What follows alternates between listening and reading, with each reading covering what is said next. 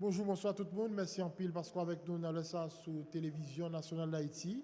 Dans mise au point ça, d'après le bas de bouche avec ambassadeur Haïti dans le pays États-Unis, Bochit Edmond, avec lui très certainement, nous allons regarder les relations haïtiano-américaines avec changement administration américaine, puisque Joe Biden prend reine pouvoir, prend placé Donald Trump. Joe Biden qui est 46e président des États-Unis. Là, c'est pour aller en bonne occasion tout pour nous regarder la réalité Washington dans le cadre de cérémonie investiture nouveau président américain. On va rapidement saluer l'ambassadeur Boshi Tedbon qui est avec nous en direct depuis Washington. Monsieur l'ambassadeur, merci en pile parce qu'on est disponible pour Télévision nationale d'Haïti aujourd'hui. Bonjour, bonsoir, cher ami Sergino Lindor. C'est toujours un plaisir avec vous, avec téléspectateurs mis au point et matin. Et m'espérer que nous allons le faire en 10 palais pour nous clarifier quelques bagages. Parfait. Alors, on regarde rapidement question accréditation comme ambassadeur dans le pays États-Unis. Il y a parole qui t'a fait comprendre que jusqu'à présent, l'accréditation ça pas effective. Qui ça information hier? Est-ce que ambassadeur Haïti États-Unis il déjà remettre les principes à l'autorité américaine? Oui, c'est déjà fait. Ça fait déjà une cérémonie virtuelle. Et nous avons plus d'une douzaine d'ambassadeurs qui fait ça le 23 décembre dernier. Et je crois qu'il aller sur le site du département d'État et après la liste corps diplomatique là et après toute bagaille là. Parce qu'avec la technologie, il va rien mentir. Toute bagaille là, en fait, moi, depuis le 23 décembre 2020, moi, c'est ambassadeur extraordinaire avec plénipotentiaire d'Haïti aux États-Unis d'Amérique. Au fait, pas aucun obstacle pour ça t'arriver fait, monsieur l'ambassadeur? Jamais. Le seul obstacle qui vient, c'est à cause de Covid là. Malheureusement, j'en ai pas le fait. Et supposé qu'il y ait des dispositions que l'administration qui était là à prendre. Et nous avons le choix pour nous respecter les, tout simplement. C'est l'obstacle qui est gagné. Mais en fait, c'est une réalité. Qu'on fait de route particulière qu'on gagne pour représenter Haïti, quand on est jeudi? Bien sûr, c'est faire de route là bien clair. Le président a dit c'est pour principal mission, c'est travailler pour renforcer les relations bilatérales et essayer ensemble avec nouvelle administration ça va venir et pour nous gagner une politique d'engagement, c'est-à-dire pour nous essayer et ouais, comment nous redéfinir les relations sous d'autres angles. Et moi, certain que la nouvelle administration, la nouvelle notre approche, et nous-mêmes, nous déjà prêts pour nous engager, pour nous discuter avec eux et pour nous et au moins établir ensemble la ligne de coopération bilatérale. En plus, fois, c'est les États-Unis qui définissent les relations ou bien c'est Haïti et États-Unis? Bon, ça peut arriver, un peu de fois, c'est les États-Unis qui définissent, mais ça peut arriver aussi que, et au moment opportun que nous décidons pour nous discuter ensemble, pour nous définir ensemble, nous faisons. Parce que c'est une relation bilatérale, c'est un partenariat. Il n'y a pas une relation de grand petit. Les cas géographiquement, oui, mais dans une certaine réalité, et on a parlé de pays souverains. Et certainement, chaque qui a un intérêt différent et intérêt à eux. Et donc, chaque, nous avons pour devoir pour nous défendre. Mais au fait, il y a des gens qui ont observé les relations haïtiano-américaines qui fait comprendre que, quel que soit le monde qui est sous pouvoir en Haïti, c'est les États-Unis qui battent le ton, qui dit mais ça le voulait, mais comment le t'a aimé et le rapport est développé. Ce n'est pas forcément Haïti ou les autorités haïtiennes qui influencent les relations. Qui sont qu'à répondre, monsieur l'ambassadeur? Bon, ma réponse, je dire peut-être, dans certains cas, oui. Mais je pense que il est tout pour nous commencer, ouais, comment nous rééquilibrer ça. Parce que il n'y a pas qu'à rester comme nous fait, accompli, pour nous constater et pour nous accepter chaque nous comme ça pour lier. Donc, on a dit, eh bien, écoutez, en tant que deux partenaires, on essaie de rétablir, on essaie de discuter, on essaie de faire comme ça. Et je pense que la plus importante, c'est de se faire considérer comme un partenaire. Et je pense que c'est ça qui est important. Et je pense que tous les États-Unis ont une volonté et pour toujours penser que c'est lui pour qui fait, c'est lui pour qui fait, même parce que c'est nous autres, l'autorité haïtienne, pour nous redéfinir les relations et ça capable de faire. Et qu'on volonté pour ça. Et je pense que c'est une mission bien, c'est pour rediscuter et réengager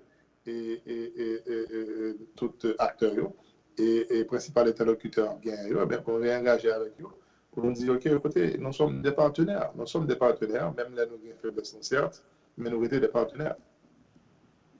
Alors c'est vrai que vous faites criver comme ambassadeur Haïti aux États-Unis, mais au concours à Washington, non, puisque faut nous rappeler côté représentant pays dans l'organisation État américain OEA, vous arrivez pendant que le président qui a quitté le pouvoir, l'autre qui a monté. Est-ce que ce changement ça pas le déranger? Est-ce qu'il est capable d'influencer feuille de route que vous gagnez, je vous dis, que l'autorité apporte au précieux barou? Bien sûr, il est capable d'influencer parce que pas oublier ces deux administrations différentes. Son administration républicaine qui a quitté pour une administration démocrate. Et certainement, il va y avoir des influences, certainement, il va y avoir des modifications. Mais dans toute modification qu'il y a, il y a un dénominateur commun. C'est renforcer les relations bilatérales. Quelle que soit l'administration, ça a toujours de mise. Renforcer les relations bilatérales sous d'autres angles. Même les approches sont différentes, même les intérêts sont différents, mais il était quand même un fait certain que les relations bilatérales doivent être renforcées et repensées. Et je pense que c'est la dynamique samouillée et ça va avancer ensemble. Et qu'il y a une administration qui est censée, nouvelle administration qui est censée rentrer aujourd'hui, eh bien, nous parlons de Chita, continuer à discuter avec eux et nous avons commencé à faire ça déjà de manière indirecte et auprès des autorités et entre autres, c'est-à-dire la transition. Mais quand là, je parle des autorités légitimes et nous allons discuter avec eux pour nous voir dans quelle mesure nous allons repenser et rediscuter nos relations bilatérales. Vous parlez de renforcer à quel niveau? Renforcer à niveau notamment, ça qui est plus important pour nous, pour Haïti, c'est nos relations politiques, renforcer les relations sociales, nos relations comme des partenariats, de deux partenaires commerciaux, et ce qui a trait aux investissements étrangers. Et on connaît que les États-Unis, c'est le principal partenaire Haïti, et commercial partenaire Haïti. Eh bien, cela veut dire que il y a pile d'opportunités qui étaient déjà offerte. Nous parlons profiter pour nous dans quelle mesure nous avons fait opportunité ça une réalité. Par exemple, nous avons rappelé de loi Hope 1, Hope 2 qui était signée, qui était votée par le Congrès américain, HELP qui était venu tout.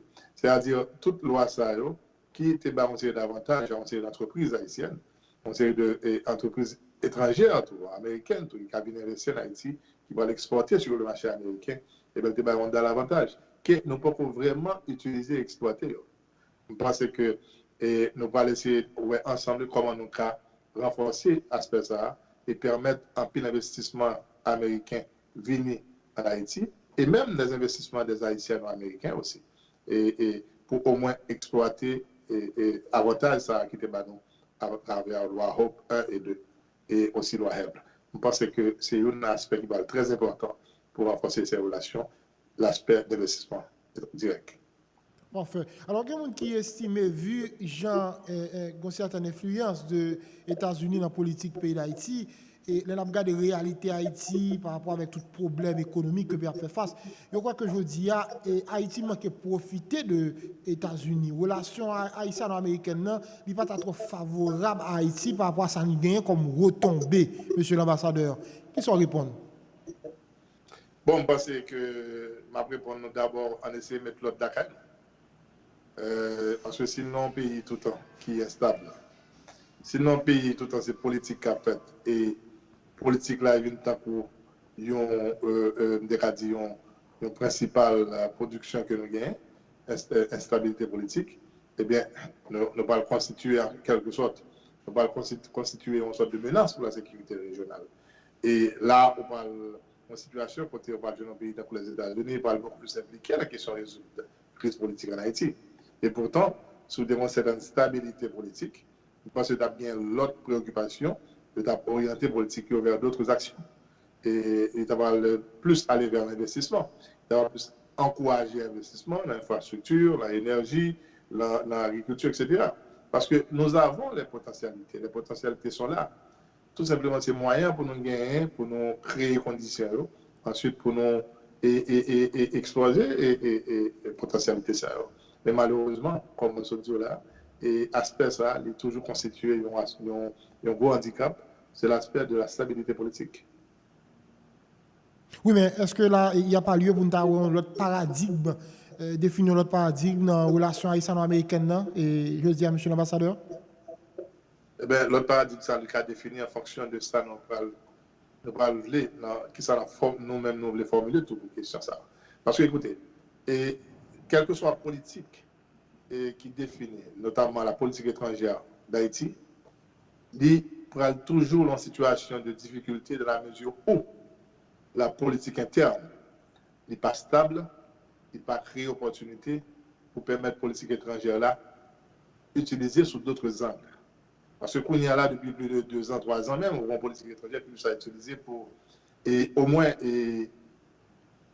dit encourager les partenaires internationaux à comprendre ce qui va passer là. Et leur finir de comprendre qu'on y a comment on peut aider tout porter des solutions. Et pourtant, sous des stabilité politique, partenaires sérieux ont été utilisés à des fins commerciaux, à des fins d'investissement, ou dans l'autre possibilité que vous avez exploité avec eux.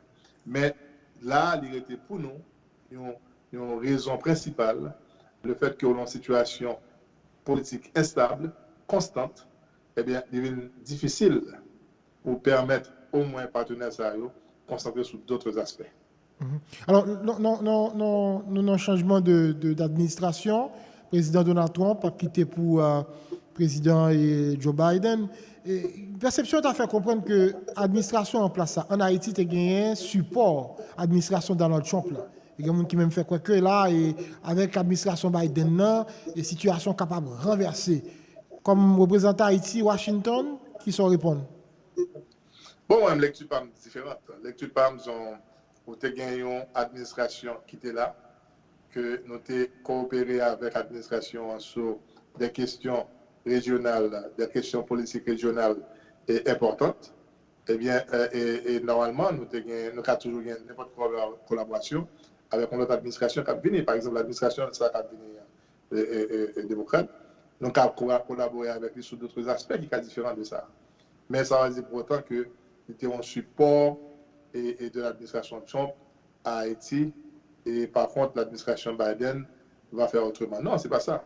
D'abord, nous comparons toujours changé pour dire tout le monde que chaque pays est un pays souverain, chaque pays a ses intérêts, et bien, intérêt national par nous, on a toujours défendu en fonction de quelle que soit l'administration. Si pour nous collaborer, nous là, comme État indépendant, pour collaborer avec tout autre État sur des questions régionales et des questions hémisphériques.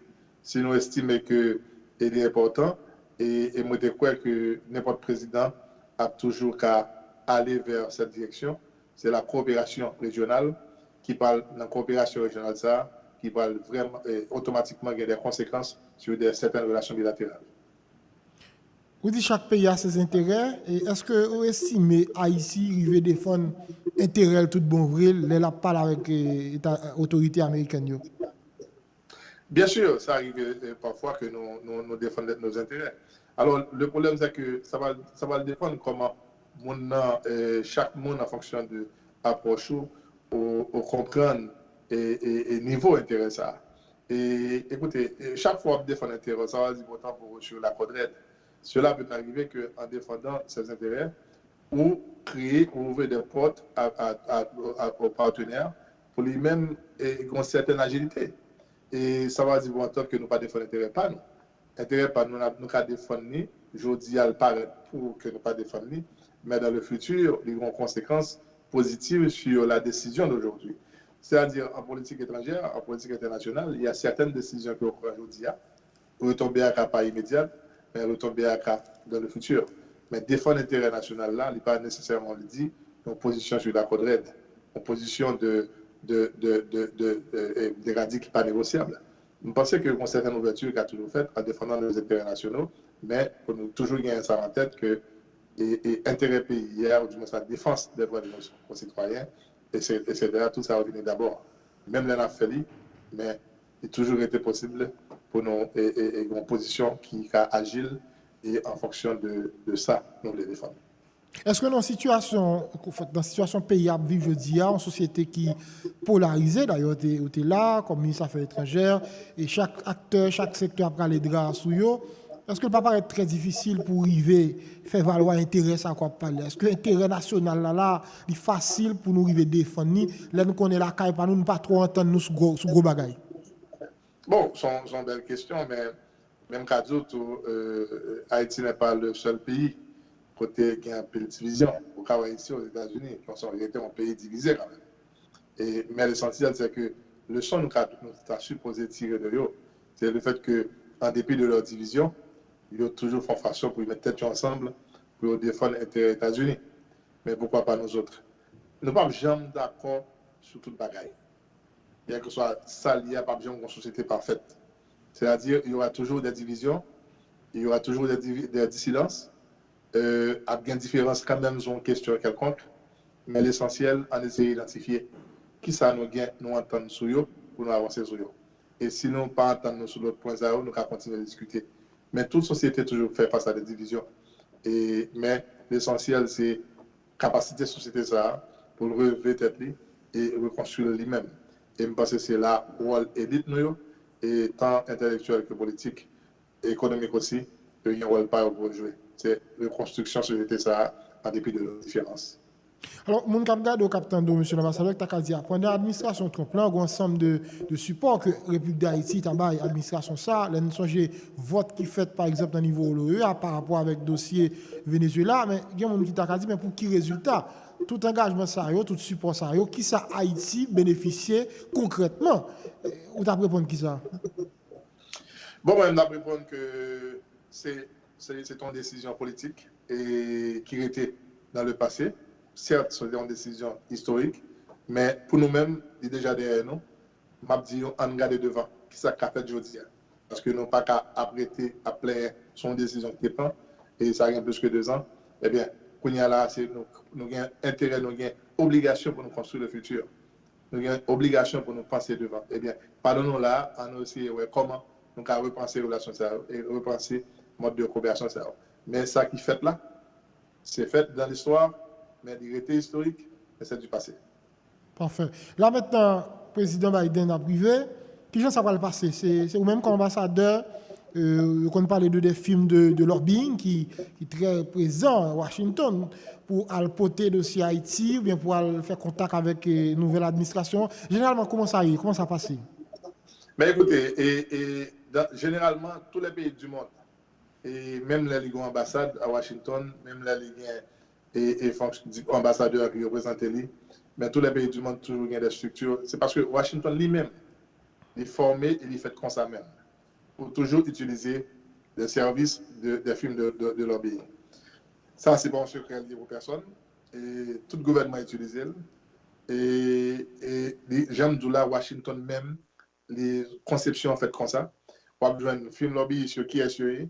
Ce sont des anciens fonctionnaires de la Maison-Blanche. Ce sont des anciens fonctionnaires du Congrès, des anciens fonctionnaires du département d'État. Eh c'est eux-mêmes qui déjà ont contact ça. C'est eux qui forment. C'est-à-dire la structure elle-même qui fait comme ça. Et au parlement, ils ont réglé de bagages qui très importants au niveau du Congrès, au niveau et des autres institutions, nécessaires très souvent pour des services en film comme ça. Mais et ça va dire pour autant que nous faisons travail pas nous de notre côté, mais côté nous pensons pour nous aider à activer une série de valides, ils font comme ça. Et ce n'est pas Haïti, seul pays qui fait. Tous les pays qui ont des ambassades à Washington font. Déjà des contacts ou commencez à prendre avec des membres de nouvelle administration? Bien sûr, bien sûr. Et même selon la loi ici aux États-Unis, pendant la transition officielle, le monde qui pressenti pour ces des fonctions et la nouvelle administration, il n'y a pas qu'à prendre contact avec des officiels étrangers et son loi américaine liée, mais de manière indirecte, nous avons des contacts avec certains amis et certains contacts qui, au moins, qui commencent à tisser.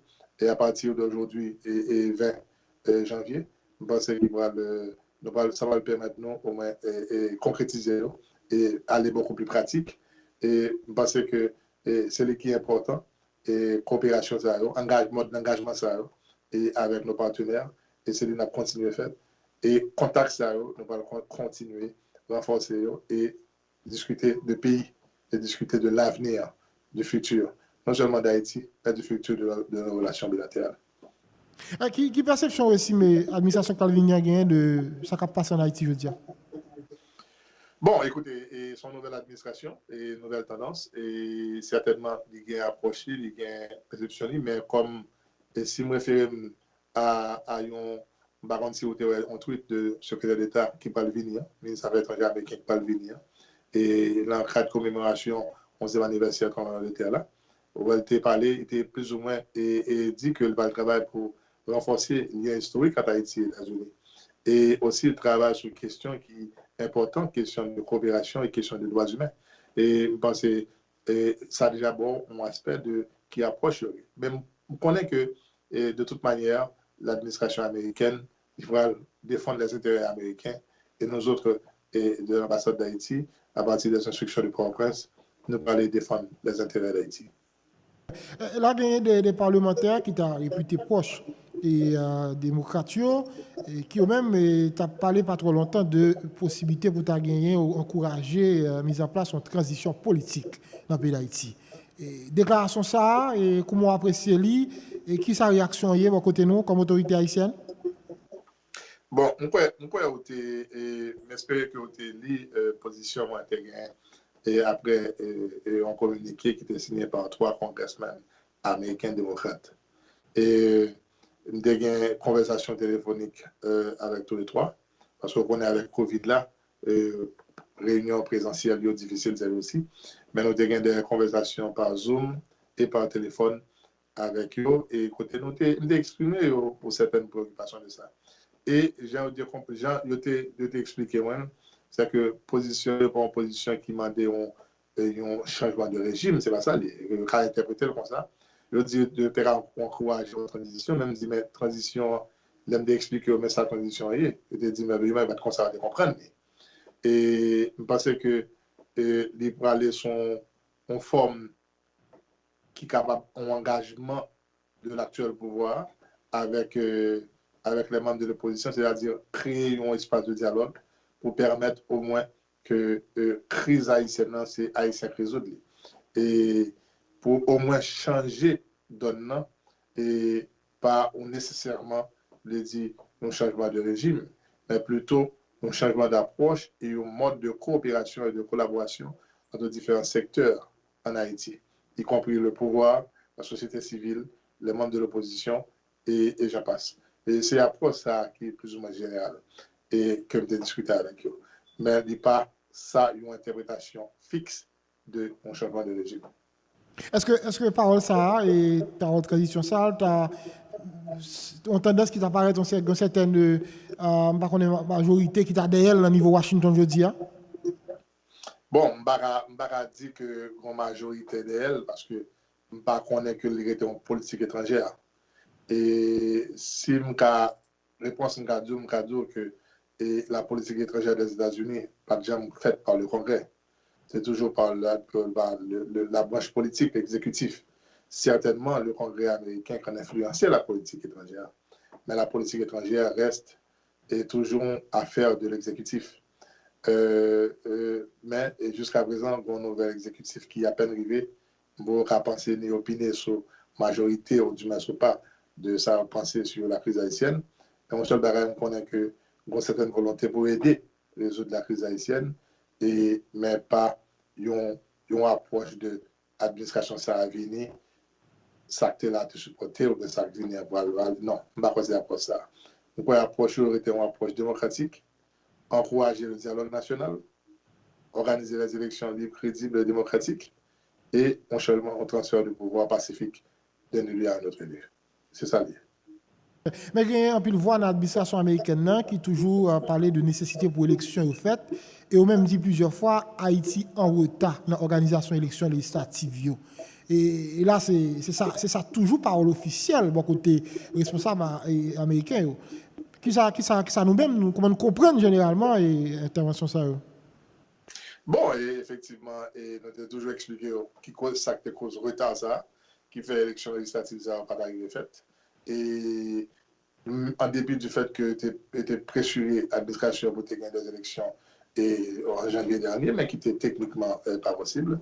Mais maintenant, depuis lors que nous prenons engagement, il va y avoir des élections en Haïti et le calendrier électoral sera publié, parce que ça permet au moins qu'il y a une volonté politique et manifeste pour l'organisation des élections en Haïti et qui passe d'abord par un référendum sur la nouvelle constitution Et en fonction du résultat, ça, et comme nous toujours dit, que référendum et résultat positif, oui, ou bien négatif, ou bien non, quel que soit ça qui y a, élection législative et présidentielle a fait quand même.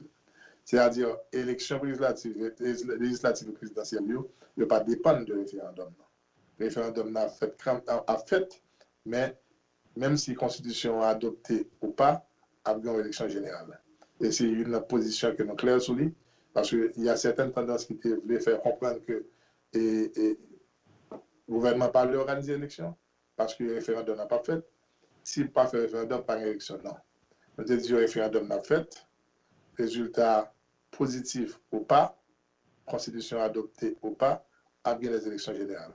Parce que l'élection générale n'est pas conditionnée par référendum.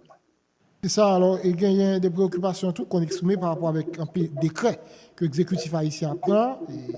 Il y a des préoccupations par rapport à la situation de Douamoun. Et là, toujours tourné avec question La Saline et monsieur l'ambassadeur. Par contre, comment nous-mêmes, est-ce que ça n'a pas entravé les bonnes relations qui existaient, je dis, entre les États-Unis et Haïti, question décret que quoi qui prend pile, et question respect de Douamoun, dossier La Saline, par exemple? Bon, et dans un premier temps, dossier La Saline, je toujours expliqué ça, et que son situation qui est regrettable, le fait que nous avons des concitoyens qui mourent dans la condition ça, et je pense que c'est nécessaire pour une justice, il faut lumière faite sur ça. Mais comme nous toujours dit autour que pour un processus judiciaire qui est en cours, et il y a des suspects qui sont arrêtés, qui questionnent, un juge qui sont dossier là, et l'exécutif là lui-même n'est pas appliqué dans le judiciaire là, nous sommes obligés d'attendre ça, résultat et enquête ça, et ça, et toute investigation ça va comme résultat. Et en ce qui a trait au décret, bon, et on comprend certaines préoccupations. Et je pense que décret a été un outil dans la mesure où par un parlement qui fonctionnel et une série de décisions étatiques qui supposent prendre. Mais en même temps, et si je pense à la transition et qui passait, et tout le gouvernement, ça, et c'est des décrets qui prend. Eh bien, je ne comprends pas comment je dis à la ou dit mon projet pour décret et vous parlez de transition, et administration de transition, ça, qui ça va diriger avec décret quand même. Et je pense que c'est décret aussi pour nos utilités. Et s'il y a des décrets qui ont des problèmes, qui ont des failles, certainement, je pense qu'il est important pour le gouvernement de tenir compte de préoccupations de la société civile là, et tout le monde en général, si décret a un problème là-dedans pour résoudre. Mais la grande question, je pense qu'il faut questionner l'utilité. Est-ce que ce n'est pas utile? Est-ce que le décret, ça a question considéré? Est-ce que ce n'est pas des questions importantes? Il doit supposer qu'il y ait des décisions juridiques. Même parce que c'est un outil et est capable, peut-être pas le meilleur, mais pour le moment, le fait que le Parlement dysfonctionnel, je pense que c'est vraiment le principal, ou du moins l'outil principal pour nous faire gérer les questions de l'État. Parfait. Là, maintenant, avec Sanguila en Haïti, controverse sur question conseil électoral, question référendum constitutionnel, date 7 février 2021-2022. Ça va pas entraver le travail où, comme ambassadeur à Washington? En quelque sorte, oui. Mais c'est malheureux pour nous comprendre que, je veux dire, on a discuté sur une date qui était quand même une date à honneur de la vie et qui était dans l'histoire. Parce que si on a tenu compte de tout débat juridique ça a gagné, et on a demandé mais à quoi ça va servir pour la société. Et parce que nous connaissons que le mandat présidentiel qui dure. Et est-ce que le mandat ça, est-ce que il n'est pas 5 ans lui-même? Est-ce qu'il est diminué de 4 ans? Parce qu'on va dire, tant de gains pile débat sur l'article 34.6, on va comme ça sur continuité et leur regarder toute preuve, tout ça qui vient montrer que pas de continuité dans l'élection. C'est une élection qui était refaite. Et leur regarder au gain pile preuve sur ça. Mais en dépit de tout, nous continuons à parler de 2021. Je pense que le président a débuté seulement en 2017, pour un mandat 5 ans, qui a fini le 7 février 2022. Certes, nous avons un président privé qui était désigné par le Parlement pour faire l'élection dans 90 jours. Si l'élection a été faite dans 90 jours, comme prévu, ensuite le président a prêté serment immédiatement après, là, on est capable de 2021. Mais 3 mois, 90 jours, ça n'a pas été respecté. Le mandat est obligé de le président privé un rallonge sur le pouvoir pour te permettre d'organiser de nouvelles élections. Et qu'elle dit, toute preuve là, qu'on y a s'il organise de nouvelles élections, qui auront président prêté serment en 2017, il n'est pas qu'en 2021, il n'est pas qu'en continuité de un an par là. Je pense que toutes ces discussions, des débats, qui chaque cas vaut la peine pour faire, mais l'essentiel, est-ce que ça vaut la peine pour nous perdre du temps sur une question sémantique juridique de 21 à 2022? Est-ce qu'il n'est pas préférable nous chuter ensemble et nous joignons un accord et pour permettre nous d'aller vers la stabilité politique, organiser des élections libres et transparentes et impliquer tout le monde et dans tout ça que nous faisons dans le pays d'Haïti. Et ça va permettre nous au moins de jouer une stabilité ça et ça va permettre nous au moins d'aller vers un consensus général et là, nous allons travailler ensemble pour nous résoudre des problèmes les plus urgents. Parce que je ne crois pas que dans tout débat, ça, nous ne prendre des débats pour problèmes urgents, peuple ça rien pour nous résoudre. Pour une administration démocrate, puisque c'est Donald Trump à remettre le pouvoir par le président Biden, à quoi peut-on s'attendre dans la relation haïtiano-américaine là pour 4 prochaines années qui viennent là? Bon, nous espérons que la bonne relation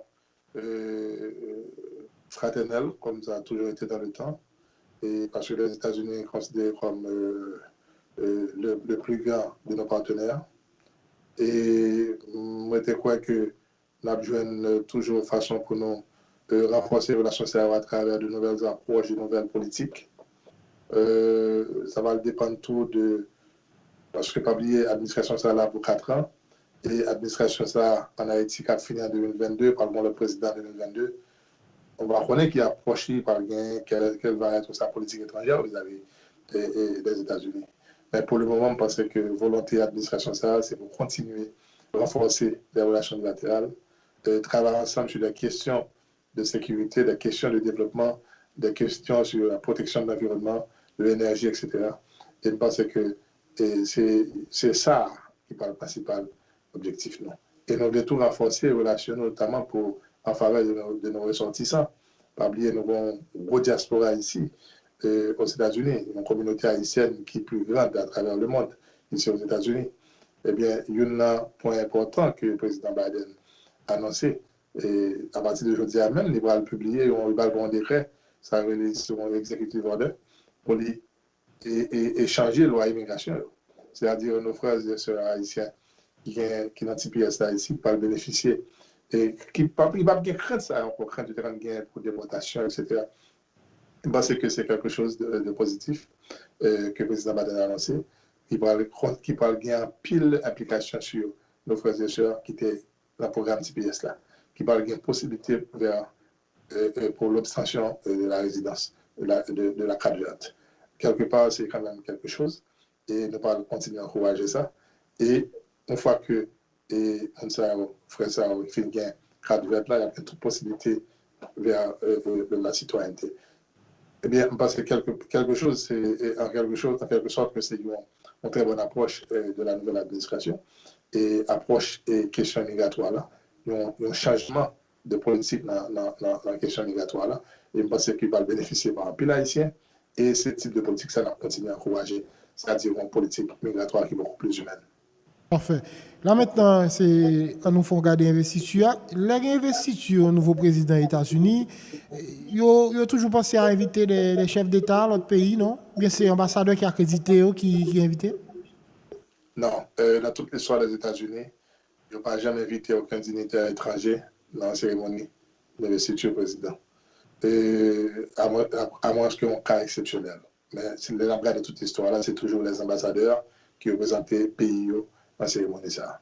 Parce que les jours, ça, tout focus là sur nouvelle administration, nouveau président, nouveau vice-président. Et pas le focus là sur quel autre dignitaire étranger. Alors, vous êtes présent dans l'investiture? Bien sûr, ma présent et ma préparé pour nous aller, ma présent et ma représenter le gouvernement haïtien, ma représenter le président de la République dans l'investiture ça, qui a commencé aux environs de 10h30. En ça, 2000 invités seulement par rapport à la question Covid et par rapport à la réalité. Et nous connaissons qu'à traverser les pays États-Unis, nous sommes passé Capitole là, dans le jour que nous passé là. Et ça va dire rien, parce que semble Washington est en état de siège là, pour période ça. Bon, c'est quand même un aspect historique. C'est pour moi quand même une opportunité et privilège pour me vivre ça qui a passé dans Washington. Parce que regarder Washington, c'est un État qui c'est Washington DC, il paraît un État assiégé et tout est bloqué par tous ces militaires et qui ces conséquences à événement malheureux qui passé le 6 janvier dernier au Congrès américain. Et parce que nous-mêmes, on a toujours qu'à condamner ça parce que il n'est pas possible pour nous arrêter garder la nouvelle démocratie et prendre calotte ça comme ça. C'est-à-dire, même si ce n'est pas la caille, nous, parce que ça a habitué à passer la caille, nous tout. Mais même si ce n'est pas la caille, nous regrettons de regarder déjà l'événement, ça. Parce que nous estimons que la démocratie, et ça fait nous penser que la démocratie n'est pas une destination finale. Je pense que dans un pays comme les États-Unis, il y a une grosse démocratie dans le monde, mais qu'on n'est pas rien qui arriver. Et pourtant, il y a des arriver. C'est-à-dire, la démocratie a montré que c'est un élément pour toujours mettre, c'est toujours en plan, pour toujours appuyer de l'eau en balle, pour toujours appuyer et bien gérer, et pour qui au moins permettre de renforcer au jour le jour. Il n'est pas un travail qui finit pour un État, ensuite il fait commencer pour l'autre. Tout État supposé traiter la démocratie à la même chose. C'est-à-dire, c'est une plante qui mérite de l'eau pour toujours arroser et pour toujours balle force et qui permettent au moins une démocratie plus ou moins renforcée au jour le jour. Mais c'est quand même regrettable pour regarder là. Malheureusement, même la Covid, mais il y a une cérémonie, un jour qui a toujours été un jour de fête aux États-Unis, mais malheureusement, la situation est présentée comme ça.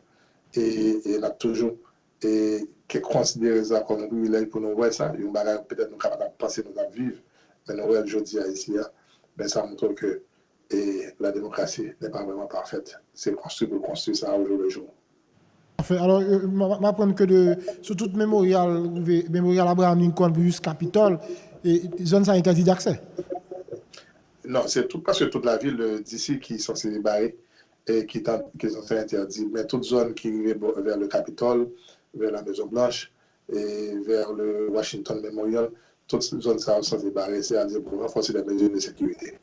Et je pense que les nécessaires, les cas pas normal, les cas au cas où paraît vraiment bizarre, mais il est normal pour sécuriser toute vitesse à eau, notamment les nouveaux élus. Je pense que c'est important pour sa fête. Et nous espérons que la cérémonie a bien passé et nous souhaité ni le président Biden, ni le vice-président Harris, nous souhaité au gouvernement haïtien bonne chance. Et je pense que la montage difficile, certes, mais il est nécessaire pour que nous prenions le son de ça. Même la division, mais les Américains ont entendu quand même sur les questions qui concernent les États-Unis. On n'a pas le son. Même dans la CAN, nous-mêmes, une division, mais toute question qui a intérêt, qui concerne Haïti, n'a pas entendu sur. Merci infiniment, monsieur l'ambassadeur. C'est un plaisir de vous faire encore et j'espère que la chance encore pour nous parler. Voilà. Invitez-nous matin, ambassadeur Haïti aux États-Unis d'Amérique du Nord, Bochit Edmond, c'est avec Linda Badbouche, garder les relations haïtiano-américaines, dans le cadre dans la perspective institut nouveau président Joe Biden, vice-président Kamala Harris, qui a prêté serment officiellement 20 janvier 2021. Merci en plus d'être avec nous dans la matinée. Nous souhaitons passer une très bonne journée. Si c'est en rediffusion, bon après-midi, bonne soirée. À bientôt.